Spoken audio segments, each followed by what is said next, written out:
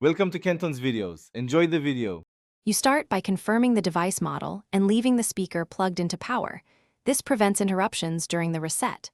Open the Google Home app next, because you'll use it to verify device presence and current Wi-Fi. Make sure your phone is on the same network as the home device, otherwise the app won't talk to it. Once done, check which Google account is linked and note Bluetooth pairings so you can reauthorize them later. This saves time after the reset. Next, initiate the reset either from the Google Home app or using the Device button. In the app, select the device, open Settings, then choose Remove Device or Factory Reset. Follow the prompts. If the device has a physical factory reset area, press and hold it for about 10 to 15 seconds until you hear a confirmation tone or see LED activity.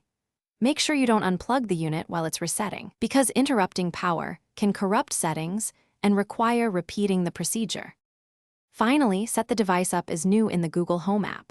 Select Add, choose New Device, and follow the guided setup to relink your Google account and Wi-Fi. Reauthorize Bluetooth and smart home integrations after confirming the device appears online.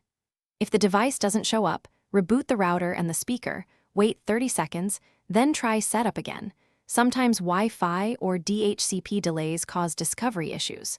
If problems persist, factory reset once more and verify your phone's Bluetooth and location permissions are enabled. Thanks for watching. Consider subscribing if we helped you.